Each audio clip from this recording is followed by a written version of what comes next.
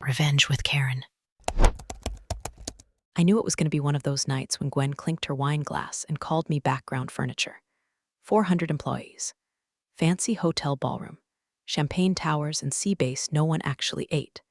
And right there in front of my entire team, the CEO's wife, dripping in diamonds she didn't earn, looked me dead in the face and said, "So Linda, when are you finally going to be worth something here?" Laughter. Nervous at first, then louder. Contagious, like a slow-building rash. I smiled, but not the kind that reaches your eyes. I smiled like someone who's heard the starter pistol and knows exactly where the finish line is and where to bury the bodies along the way. I raised my glass. 8 months ago, I said. She tilted her head like a confused Pomeranian, then let out this shrill little laugh that sounded like it was rehearsed in a mirror. I added, just loud enough to carry past the jazz quartet, "Understand tomorrow morning. When legal finally opens that report they've been too busy to review." That shut her up. I'll back up for a second, though. My name's Linda, 12 years at Haverson Capital. Operations Director, technically, though I stopped using my title after they gave the VP of Infrastructure spot to the founders, Godson, Brent, whose only qualification was once winning a Fortnite tournament in the break room. It built half the back-end systems this company runs on. I've trained, fixed, streamlined, optimized. Quietly, cleanly. No drama, no politics, no backroom handshakes. Just discipline and spreadsheets that don't lie. That's the problem, apparently. I don't perform, I don't golf. I don't flirt with execs in Patagonia vests. I don't drink at networking mixers and giggle at jokes about Karen from HR. I do my job better than anyone else here. Somehow, I've become invisible. You ever feel like you're the steel beams holding up a building full of glass offices? Useful, load-bearing, but never seen? That's me, or it was. And hey, while you're here, if any of that sounded familiar, do me a favor and hit that subscribe button. Apparently 95% of people don't, and I promise it helps more than you think. Plus, I've got a few more boardroom bombs coming. I wouldn't want you to miss when the next one detonates. Like, subscribe, all that jazz. Okay, back to the evening that set everything in motion. See, the thing about Gwen is she doesn't work here. She's not on payroll, no badge, no title. But somehow she's everywhere, hiring events. She's there, sipping Riesling and judging people's blazers. Strategy meetings. Oh, she's got insights because she once owned a Pilate studio in Napa. Nobody corrects her because she's married to Charles Haverson, the man who signs the paychecks. And Charles, bless his wandering attention span, thinks Gwen brings culture to the firm. You know what Gwen actually brings? Contractors, vendors, design consultants, and brand evangelists who coincidentally all used to work with her sorority sisters.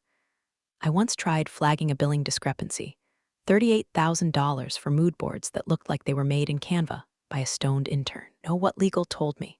Not your lane, Linda. That became a theme. Not your lane, not your decision, not your problem. So I did what any underestimated woman with a good memory and a lot of spreadsheets does. I started collecting. Names, invoices, signatures. Conversations half overheard in the elevator. Times, dates, payment schedules. I'm not flashy, but I'm surgical when I need to be. And I knew if I wanted anyone to believe me. Need more than a gut feeling and a couple red flags. I'd need a map through the rot and a body count. But that came later. That night at the awards dinner, that was the spark. Gwen had gotten bolder lately. Crueler. She called my team the office drones. Said we had zero vibe. She laughed when I asked about cross-functional alignment. Said I should let the boys handle the big rocks. And Charles just smiled like she was performing at a country club talent show. What Gwen didn't know is that 8 months prior, I'd already made my first call.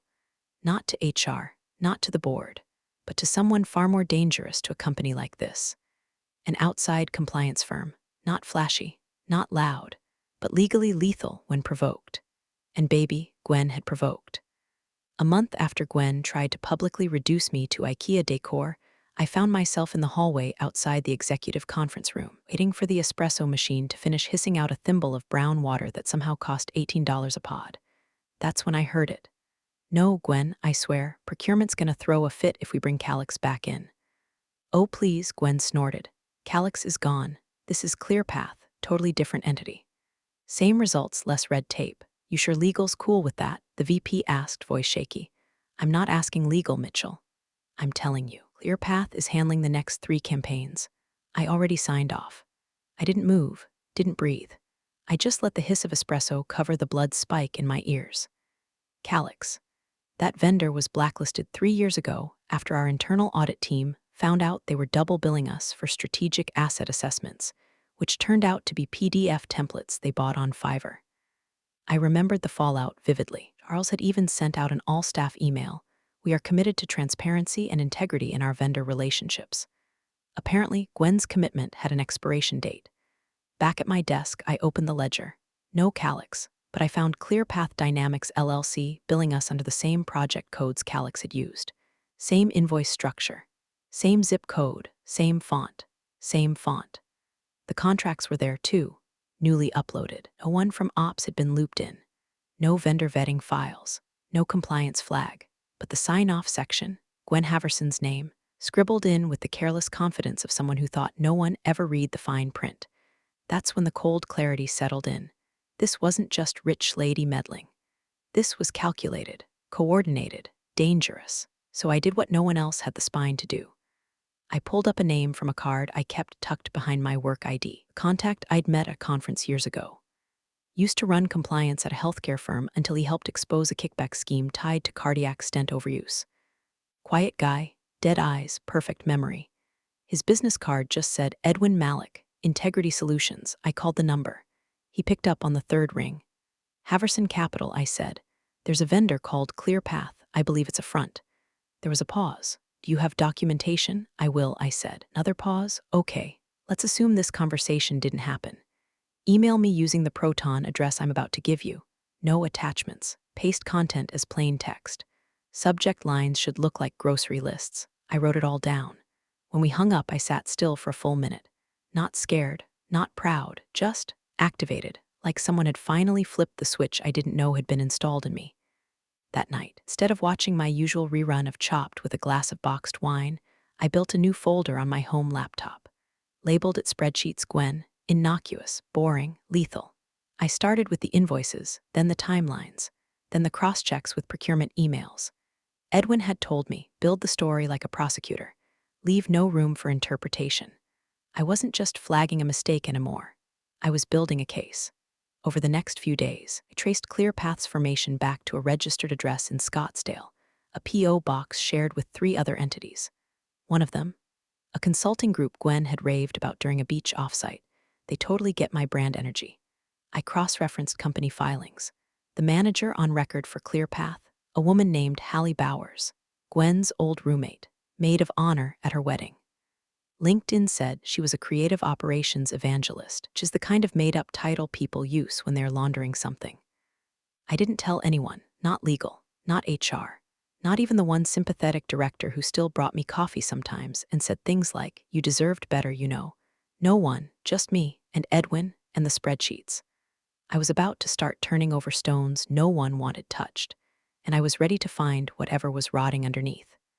I sent the first batch of red flags, vendor discrepancies, shell registration patterns, invoice overlaps to legal on a Tuesday. 3 days later, I got a reply. Not from the general counsel, not even from his assistant. Just a generic message, appreciate the flag. We're currently prioritizing merger-related items and will revisit this at a later date. Translation, Gwen is untouchable. Go away, spreadsheet lady. I forwarded the same package to HR, adding a polite but firm note asking if vendor relationships involving close personal ties fell within their ethical purview. The head of HR, Tricia, who once described herself as a neutral vessel for company energy, called me instead of replying. "Linda, I get that you're concerned," she said in her breathy yoga instructor voice, "but Gwen's not technically an employee, so we really don't have jurisdiction here. She's authorizing vendor contracts. I mean, sort of, but she's not like, in the system, you know? She's authorizing contracts with her name." Right, so that's more of a Charles thing, not ours. I hung up before I said something that would get me fired for cause. Sat there with the phone in my hand, looking out at the parking lot. An entire company was being hollowed out from the inside, the people paid to prevent that were doing sun salutations in the break room, and pretending the queen wasn't running her own side empire under their noses. I don't know what made him show up at my desk that afternoon. Maybe he'd overheard something. Maybe he just had a working sense of ethics. But Marcus Quen appeared with a mug of black coffee and a quiet voice. "You flagged ClearPath, right?" I didn't answer, just raised an eyebrow. He set the mug down. I ran their EIN against our procurement logs. It's clean on paper. But their billing address matches one we had flagged back in 19. Something called Bright Range Creative, canceled after a contractor came forward claiming they were billing for non-existent interns. Guess who the founder was? I blinked. Hallie Bowers, he smiled. Bingo. That was the first moment I didn't feel entirely alone. Marcus was young, maybe 30 tops. New suit, unassuming. Kind of guy most people overlooked at meetings unless they needed a ruling on compliance codes. But he was sharp, and apparently just paranoid enough to be useful. We started meeting in quiet corners of the building, empty conference rooms. Late lunch breaks in the wellness pod. He brought access, I brought documentation. Together, we built something that looked less like a concerned employee's report and more like the opening chapter of a criminal case. ClearPath wasn't the only name. There was Arbor 9, then Lexivox, then an art therapy consultancy out of Portland called The Third Ear, which billed us $14,600 for executive emotional harmonics. Each one tied, directly or indirectly, to Gwen, a friend, a cousin, a former bridesmaid who's finally getting her turn. Marcus and I drew a chart, connections, money flow, approval signatures. It looked like a spider web, only this one didn't catch flies, it just funneled money. I shouldn't be doing this, Marcus said one night, rubbing his temples. If this gets out, it won't, I said. Not until it's ready. What does ready look like when it doesn't feel like we're the only ones who care? He looked at me. We are the only ones who care. He wasn't wrong. But caring wasn't enough. I needed evidence. Patterns, something bulletproof, so I started building it on weekends. After hours, during fake dentist appointments. A secret report, plain formatting, minimal headers, just the facts, cross-referenced and time-stamped. Edwin coached me through it over Proton Mail. Every document added had to answer a single question. If I were the last honest person in the company, could this still hold up in court? Each night, I backed it up to a thumb drive disguised as a broken key fob in my purse. I labeled the file SOP Update Q3 and buried it 3 folders deep on a backup laptop that looked like it hadn't been touched since 2012. I stopped using company Wi-Fi. I stopped printing anything in the building. I stopped trusting anyone who smiled too wide at Gwen's jokes. But I didn't stop building, because somewhere along the way, this stopped being about me. It became about making sure no one else got silenced, sidelined, or laughed at like I was. Not again, not on my watch. The new org chart dropped on a Thursday, no fanfare. Just a PDF attached to a quarterly realignment announcement email, buried beneath blurbs about wellness challenges and a vague promise of cross-functional empowerment. I opened it out of habit, expecting the usual recycled nonsense. But then I saw it, my role, reassigned, title gone. The promotion I'd been gunning for, quietly promised by 3 different VPs over the past 6 months. It went to a guy named Connor Hastings, 29, wore Yeezys to board briefings.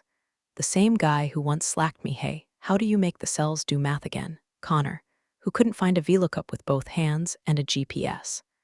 I didn't rage. Didn't send the email I drafted and deleted 3 times. Didn't even slam my laptop shut. Just stared at the screen until the fluorescent lights above my desk buzzed loud enough to make my molars ache. Later that day, I found myself at a catered luncheon for the board and senior staff. I'd been invited as a silent observer, which is HR speak for we need someone to take notes and refill the iced tea. Gwen floated in like she always did, beige silk blouse, vintage brooch, and that permanent squint she wore like a mask of superiority. Halfway through a dry Caesar salad, she turned to Charles and stage whispered, "We don't promote folks who get more excited about spreadsheets than people." The table laughed. I didn't. She looked at me, smiling like we were in on the same joke. I smiled back through gritted teeth, and in that moment, the entire war crystallized. This wasn't just about misuse of funds or shady vendor shell games. This was about erasure, about being surgically written out of something I had spent over a decade building, because I didn't look or sound like the vision Gwen had for the company, because I took pride in logic and precision instead of curated energy and Instagrammable vision boards. That night, I didn't pour a glass of wine. I didn't rewatch reruns. I sat down at my kitchen table, opened my laptop, and added a new section to the report. Patterned obstruction of advancement opportunities, 42 pages. Time-stamped feedback requests. Performance reviews with exceeds expectations highlighted. Names, dates, follow-up emails. instances where less qualified male colleagues were promoted or given visibility. I even included a particularly damning email from a VP who accidentally copied me instead of a different Linda, in which he wrote, "Give her a candy project. She's not partner material, but she'll keep the ops stuff clean." Highlighted that one in bold. By 2:37 a.m., the report had grown to 112 pages, not including exhibits.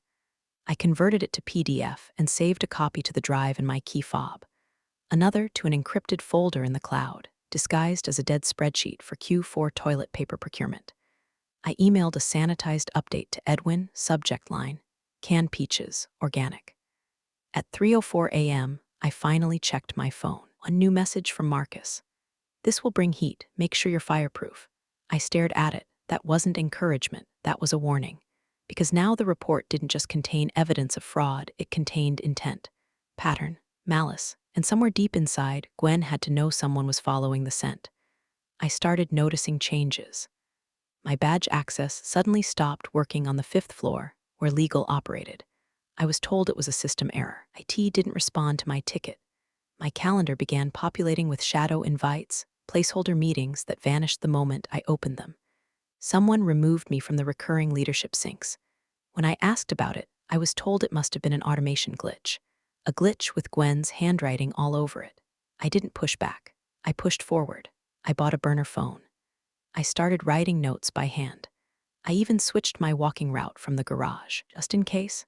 Paranoia? Maybe. But when someone as powerful as Gwen starts sniffing the air, you don't wait to see if she bites.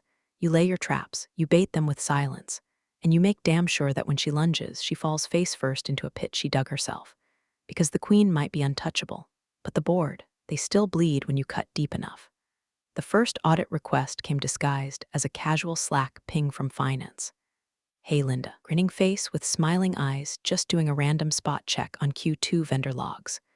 "Mind forwarding everything from April through June?" Random. That was the word they used. 2 days later, it was another random request, this time from internal audit, asking for reconciliation breakdowns on minor expense line items, including 2-year-old copier toner purchases. Then a request for a call.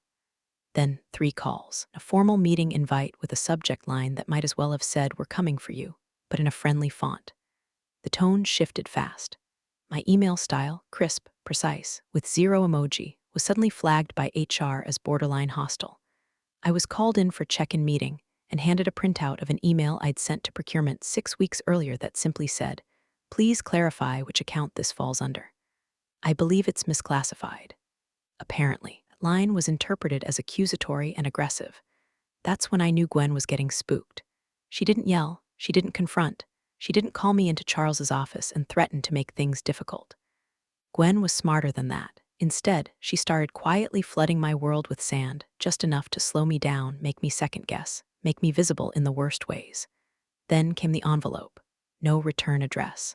Just L. Marsh typed in uneven courier font and slid into my physical mailbox at work, something no one had used in years. Inside was a single sheet of paper, an invoice from ClearPath Dynamics, billed at $23,800 for consultation deliverables, bearing my name, my department code, and my digital signature. I never touched it. I hadn't even seen it in the system. But there it was, rendered in perfect digital ink, time-stamped, tagged, filed. The implication was clear. If I kept poking the bear would make it look like I was the one stealing honey. I didn't sleep that night. The next morning, I handed the invoice to Marcus. He didn't speak for a full minute, just stared at it, flipping it over like it might reveal some invisible watermark. "This signature, was it auto-pulled from the document vault?" I nodded. I checked the metadata. The logs say I uploaded it at 2:13 a.m. last Thursday. Online then? No, I was at my sister's birthday dinner. She's got a selfie of me holding a taco at that exact time. He smirked just barely. "Well then, let's look under the hood." It took him 40 minutes. He accessed an internal system Gwen likely didn't even know existed, one built by our IT lead back before Charles decided cybersecurity was a low-priority expense. "Here," Marcus said, pointing at a string of characters. "See that? What is it?" "It's the terminal ID. Whoever uploaded this used a machine tied to the exec ops network, not your department." I leaned closer. "It's Gwen's assistant," he said flatly. "Natalie, her badge ID is embedded in the session hash." I felt like I'd swallowed a brick. Marcus leaned back in his chair. We just caught them trying to plant evidence. He stared at me. Linda, this has teeth, but it also has claws. I didn't respond, just nodded slowly. That night, bought a second phone under a friend's name and paid cash. I kept it powered off and hidden in a fake can of chicken soup in the back of my pantry. I used it only to send encrypted updates to Edwin, attaching each new piece of the puzzle with labels like Q3 budget notes and snack inventory report. I also made an appointment with a legal advisor recommended by Marcus's sister. We met at a gas station parking lot like we were in a bad spy movie, gave her a copy of my lease, and paid her to transfer it into a land trust registered under an LLC I'd created years ago for freelance consulting work. If they were going to come for me, I'd be hard to pin down. Innocent people don't always win, especially not in companies like Haverson Capital, where power lives in whispers and revenge wears perfume. But I wasn't innocent anymore. I was prepared. Every spreadsheet I opened now felt like a weapon. Every invoice they faked, every audit they buried me in, every rumor they whispered about me in glass offices, I logged it, archived it, tagged it with timestamps and IP addresses. Because there's a certain freedom in knowing the people trying to destroy you have no idea you already built the guillotine. And the blade was almost ready. They say every empire ends in a whisper. But sometimes ends with a microphone in a hotel ballroom and a venomous joke that clings to your skin like a rash. We were at the annual leadership retreat. Lake Geneva, white linen name tags, mandatory trust-building exercises involving ropes, blindfolds, and the kind of fake vulnerability that makes your teeth itch. Charles stood at the podium with all the charisma of a sedated mall Santa, thanking our people for their dedication and alignment. Gwen, wine in hand at 11:42 a.m., took the mic during the Q&A session, grinning like she was about to unveil a game show prize. And let's not forget our backbone, Linda Marsh, our favorite spinster who makes the trains run on time, even if she never quite catches one herself. There it was. The room sucked in a breath. Nervous laughter followed, a few horrified glances in my direction. I didn't flinch. I didn't even blink. I just sat there, stone-faced, as Gwen grinned at me like she'd just handed me a corsage at prom. She was escalating. Hard. 2 days later, I was called into a meeting with my boss, Stephen, the kind of executive who wore Patagonia vests over button-downs and thought transparency meant seeing you on the email that buried your career. We're pivoting your role, Linda, he said, hands steepled like he was about to deliver a TED talk on empathy. It's part of a broader reorg. Be transitioning into a new position focusing on cross-departmental coordination for our culture enhancement initiatives. I don't understand, I said. Where does that sit? Well, technically, it doesn't report into any single division. It's more of an agile, floating stewardship role. Do I still manage the ops team?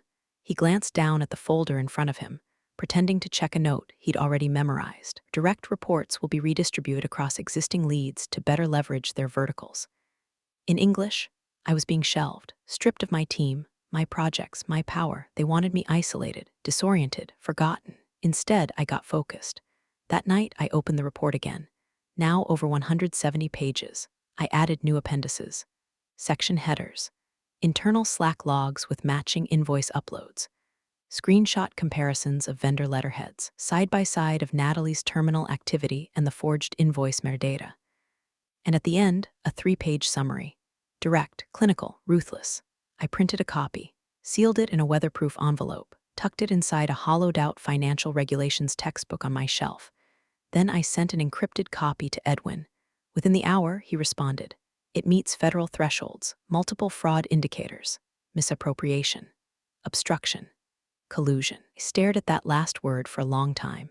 Collusion. It sounded like something from a political thriller, not my life, not this beige-carpeted, HR policy-riddled hellscape where performance reviews used phrases like synergize your narrative.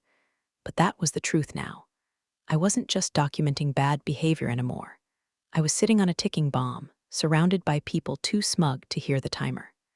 The next morning, I walked into work and found my desk had been temporarily relocated to a vacant storage office with no window and a folding table for a desk. My desktop monitor was gone, sent to IT for updates, they said. My badge only worked for floors 1 through 3 now. It didn't matter. Let them bury me. I'd already dug the escape tunnel. I'd built a weapon no one could ignore. Every slight, every reassignment, every smirk Gwen threw my way, it only added fuel. Isolation wasn't defeat, it was freedom. I didn't have to pretend anymore, not to be agreeable, not to be grateful, not to laugh along when they made me the punchline. The masks were off, and I wasn't planning to put mine back on. The night before I pulled the trigger, I sat on my couch in sweatpants, surrounded by the ghosts of who I used to be, old notebooks, dried-out highlighters, half-drunk cups of tea. 12 years of my life had been turned into 187 pages of names, dates, contracts, forged signatures, backdoor payments, kickbacks, vendor fraud, and complicity stretching all the way up to the executive suite. And Gwen, she thought she was bulletproof. She wasn't ready. I opened my laptop one final time, attached the report, and composed the email to the board's legal committee. Simple, clinical language. No dramatics. Just attached is a compliance escalation package, documenting activity that falls outside the scope of legal and ethical vendor conduct as outlined in the Haverson Capital Code of Ethics. Please review at your earliest convenience. I didn't send it immediately. No, I scheduled it for Monday morning, 9:03 a.m. Why 9:03? Because I knew legal checked their inboxes at 9 o'clock on the dot. The 3-minute delay would ensure it hit mid-scroll, right after they'd skimmed the usual barrage of merger noise and calendar syncs, but just before their coffee kicked in. But I wasn't done. There was one more thing. I pulled up my contact list and found an old email, Herschel Keene, Regulatory Affairs Advisor, Southeast Region. We'd met at a compliance seminar in Tampa 6 years ago. I remembered him because he wore a mustard yellow tie and told me, after 3 bourbons, I don't work for companies, I work for the system. I sent him a blind copy of the report. No commentary, no explanation. Just the file, renamed innocuously. Vendor Review Q1 follow-up PDF. I encrypted it with a custom password only someone in regulatory would understand. 42 CFR 493.1835. A code that, if he remembered his own presentation, would ring like a fire alarm in his brain. And then I waited. Next evening was the annual awards dinner. Black tie, gourmet hors d'oeuvres, flower arrangements so large they blocked your view of the stage. It was held at the downtown Marriott Ballroom, with 400 employees in various stages of dress code panic and forced smiles. I wore navy. Simple, clean, hair tied back. No jewelry. Gwen arrived late, buzzed before she even hit the table, swanning around in a dress that looked like she mugged a chandelier. She air-kissed 3 VPs, grabbed a flute of champagne, and slid into her seat with all the grace of a sitcom villain. The awards were already dragging by the time she got the mic. She was supposed to give a short recognition toast. Instead, she launched into a 10-minute ramble about resilience and vision and the power of creative disruption. And then she turned to me. "Linda," she trilled, raising her glass. "So, when are you finally going to be worth something here?" Few polite chuckles. A few horrified gasps. Someone dropped a fork. I picked up my wine glass, looked her dead in the eyes. No smile, no anger, just stillness. 8 months ago, I said, the room froze, like someone had pulled the emergency brake on reality. Gwen blinked, confused. I leaned in, voice just loud enough to carry. "You'll understand tomorrow. When legal finally opens that report they've been too busy to review." She snorted, a full-bodied, tipsy laugh that echoed off the chandelier. "Oh, Linda," she said, waving me off like a bad dream, still living in spreadsheets and fantasy. I didn't respond. I just lifted my glass and took a long sip. Somewhere across the room, Marcus met my eyes. No nod, no smile, just quiet understanding. He knew, Gwen didn't. But by this time tomorrow, the entire kingdom would. The air felt different that morning. Still, heavy, like the hour before a summer storm. Quiet enough to hear your own pulse, charged enough to raise goosebumps on your arms. I parked in my usual spot, 3rd row from the loading dock, and walked in without rushing. Gray slacks, simple black blouse, neutral lipstick, a smile that didn't try too hard to be anything. I carried my usual coffee in one hand and a flash drive in the other, though I knew I wouldn't need it. When I stepped through the glass front doors of Haverson Capital's headquarters, the place was already humming. Phones were ringing, not the polite kind, real ringing, frantic, jagged. Reception looked like a funeral parlor, stiff and stunned. The executive wing was sealed off with a red "Do Not Disturb Legal in Session" sign hanging from the conference room door like a warning flag. Through the frosted glass, I caught a glimpse of the general counsel pacing, with a stack of papers in hand, the CFO sweating through his collar. The elevator opened behind me when, wearing oversized sunglasses inside, like a hungover influencer, and carrying a Starbucks venti latte like a royal scepter. She waltzed in without noticing the shift in the air. Until she did. "Good morning," she chirped to the receptionist, then paused mid-step. Her nose twitched, her posture stiffened. The air wasn't behaving the way she liked it to. And then she saw him. Elias Ramirez, head of compliance. Cold, competent, and allergic to flattery, stood near the elevator holding a thin manila envelope. When he spotted Gwen, he didn't smile. He just approached, wordlessly handed her the envelope, and gestured for her to follow. She blinked. "Is this about the Q4 contractor roll-up?" He didn't answer. Just walked. She followed, muttering something under her breath about people getting bold. They disappeared behind the glass door of the adjacent conference room. I kept walking, past a VP whose face looked like he'd seen a ghost. Past an intern who whispered, "Is today the announcement?" To no one in particular. I reached my desk, sat down, placed my coffee beside the keyboard and didn't touch it, logged into my terminal, waited. 2 minutes later, the company intranet crashed. At first, it was just the main dashboard, error 500. Then the internal chat stopped refreshing. Then the vendor portal turned into a spinning wheel. System admin pinged out a mass email from his personal Gmail, experiencing unexpected system instability. Please do not attempt to reboot local terminals. In other words, don't touch anything. We're under review. A chill ran through the building like an invisible wave. Conversations died mid-sentence. Laughter, forced, office-brand laughter, stopped altogether. People stared at monitors like they were waiting for divine revelation to come through Outlook. Across the bullpen, Marcus walked past my desk without slowing down. As he passed, he slid a folded note beside my keyboard like it was nothing. Kept walking. I waited 3 seconds, then opened it. One word, buzzing, that was the signal. It meant legal had opened the report. It meant Herschel Keene had replied to the blind copy. It meant Gwen's name was no longer a punchline or a nuisance. It was a liability. I leaned back in my chair, exhaled slowly. Not vindicated, not gleeful, just still. This wasn't the climax. This was the silence before it. I watched people scurry. VPs argue in hushed tones near the elevators. One director wheeled his suitcase out early, head down. I sipped my coffee finally, room temp now, and stared at my monitor like it was any other Monday. But inside, I knew. The engine had already started, and it was heading straight for the throne. At exactly 11:17 a.m., building's rhythm changed forever. It didn't start with a bang. It started with shoes, thick-soled, polished, deliberate. 3 men and 1 woman in navy suits, no badges visible but none needed. You could smell it, you could feel it. Authority, federal. The kind of entrance that makes time freeze in corporate corridors. They walked straight past reception. Straight past the security desk. Straight through the executive wing doors without a word. No hesitation, no second glance, just purpose. Then came Gwen's voice. Sharp, disoriented, echoing off the marble like a bad omen. "What the hell is this? I'm not even on payroll." No answer. The boardroom door shut behind them. The air locked. 2 minutes later, a scream. It wasn't theatrical. It wasn't long. Just one sharp, involuntary puncture in the building's facade. The sound of a woman realizing, for the first time, that the game she thought she was winning had rules she never understood. People froze mid-keystroke. Phones stopped ringing. Even the finance bros who never noticed anything beyond their own reflection paused, eyes darting toward the executive floor like prey sensing a shift in the food chain. A minute later, my name came through the internal chat. From Marcus, "Come to 12E now," quietly. No subject. No salutation, just that. I stood. Smoothed my blouse, left my coffee. Walked through the bullpen like a ghost, not fast, not slow, just inevitable. When I opened the door to 12E, Marcus was already standing. No jacket, tie loosened. Face pale with adrenaline but steady.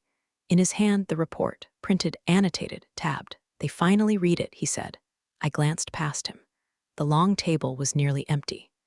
A few board members stood clustered near the far end, murmuring with legal. One of them kept rubbing the back of his neck like he was trying to unscrew his own head. The CFO was seated, hands folded, staring straight ahead as if someone had died. And Gwen's chair, empty, her nameplate gone. I stepped inside, nodded once, and turned back to the window. The city kept moving outside. Cars, buses, birds, completely oblivious to the detonation that had just occurred 33 floors above street level. Word spread like blood in water. By noon, IPO announcement had been pulled from the company website. Deferred pending internal restructuring, the press release said. Internally, everyone knew Gwen was out. Natalie had already been escorted from the building, box of belongings tucked under one arm like a bad joke. The company lawyers? Silent, red-eyed, planning triage. At 12:42, Charles Haverson, the man who once called me reliable but not strategic, stormed down the hallway like a man chasing a ghost. He didn't look at anyone, didn't slow down until he passed me. And in that half-second, I looked up from my desk, eyes calm, voice quiet. You should have checked your wife's signature folder. He didn't answer. He didn't have to. Because in that moment, he knew. She was the match. I was the fuse.